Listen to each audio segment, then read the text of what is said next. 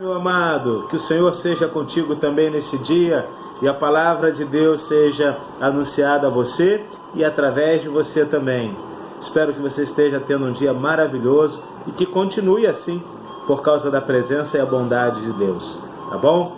Deus está aqui para podermos exaltá-lo, bendizê-lo e engrandecê-lo em todo momento. Ontem nós falamos sobre que o pecador precisa abrir os olhos e antes vimos o que Deus fez com o pecado, né? E agora nós vamos falar sobre mais um ponto. O pecador precisa se converter das trevas para a luz.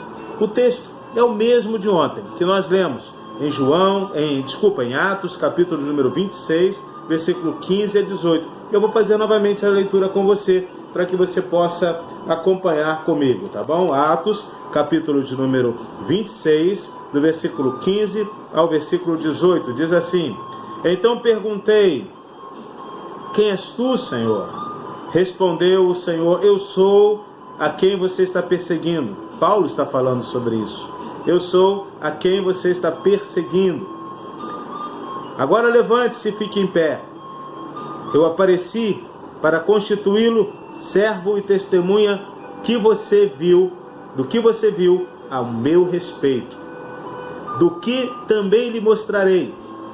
Eu os livrei do seu próprio povo e dos gentios, aos quais eu o envio agora, para abrir-lhes os olhos, para converter-lhe das trevas para a luz, e do poder de Satanás para Deus, a fim de que recebam o perdão dos seus pecados e a herança entre os que estão santificados em mim pela fé.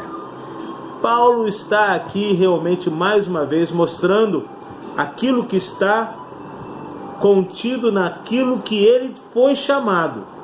Queridos, eu digo para você que está contido também naquilo que você foi chamado.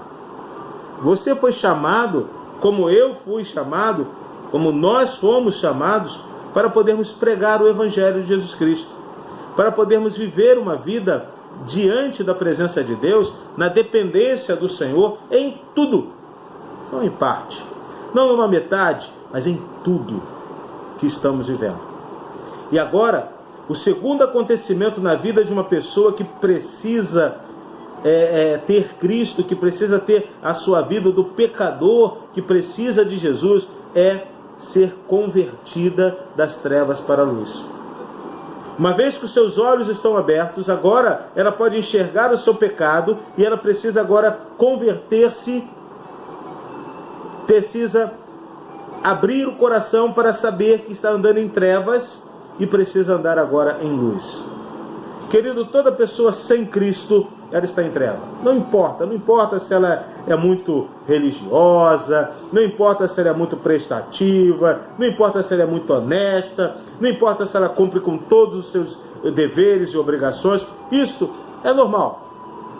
Não importa isso. Isso é dever de todo mundo. Ser honesto é seu dever, é dever de todo mundo. É dever do Brasil, é dever do presidente, é dever do governo, é dever do cidadão ser honesto. Isso então não traz nenhum ponto para a salvação, para ser convertido das trevas para a luz. Todos nós nascemos em pecado.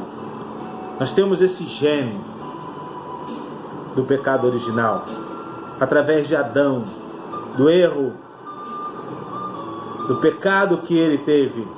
E a consequência desse pecado é que nós estamos em trevas. Mas essas trevas são espirituais. Não é falta de energia elétrica, é falta da presença do Espírito Santo. E essas trevas, sendo espirituais, só podem ser discernidas espiritualmente. Porque se você disser para uma pessoa que ela não tem Cristo e que ela anda em treva, ela vai dizer, não anda em treva, vai até ficar zangado com você.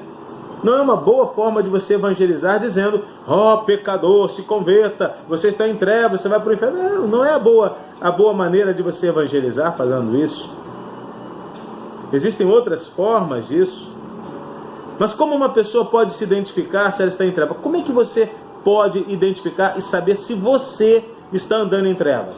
mesmo estando dentro da igreja, mesmo indo ao culto, mesmo sendo uma pessoa boa, mesmo você não participando de igreja alguma ou tendo qualquer outra religião, porque não importa aqui, a questão não é religião, religiosidade. Como você pode discernir? As características para ser diagnosticada a treva espiritual, ou seja, a falta de envolvimento e da presença do Espírito Santo, são simples. A pessoa passa a não ter interesse pelas coisas espirituais. Você está tendo interesse pelas coisas espirituais? Você tem interesse em jejum? Você tem interesse em oração?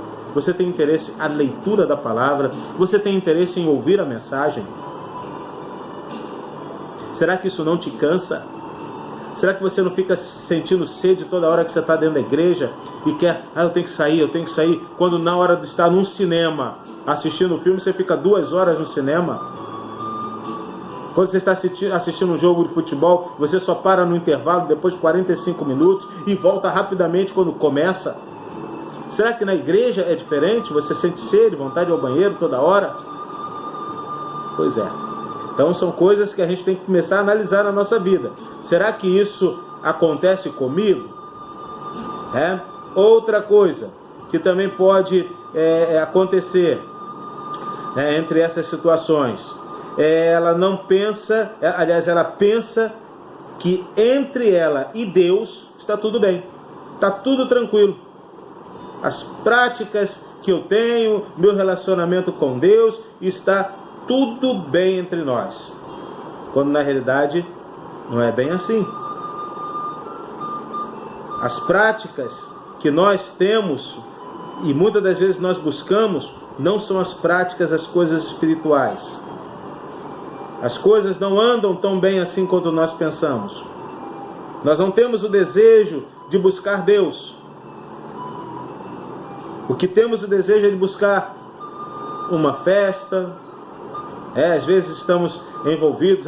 Vai ter uma festa lá na igreja, então eu quero. Vou sim, tem um passeio na igreja, então eu também quero e tal. Mas quando se fala, tem uma reunião de oração. Não, estou cansado, tem que acordar muito cedo, é muito difícil. A conversão é algo que precisa acontecer. Por quê? Porque quando essas pessoas vivem dessa forma, por um outro lado, Satanás, ele não quer perder as suas vítimas. Há pessoas que são vítimas do diabo. E o que ele faz? Ele toma aquelas que ameaçam qualquer envolvimento com as coisas espirituais e as engana. Se você começa a se envolver com as coisas espirituais, Satanás começa a tentar te enganar. Como ele faz isso? Ele leva você para crenças e ideologias que são demoníacas. Ele leva você para procurar afastar das pessoas que têm uma verdadeira mensagem de Deus. E ele começa a levar você para um envolvimento com pessoas que ele mesmo tem um controle. Ele começa a ameaçar você, dizendo, se você me largar, você vai perder os seus amigos, seus parentes não vão querer mais saber de você, se você se tornar crente.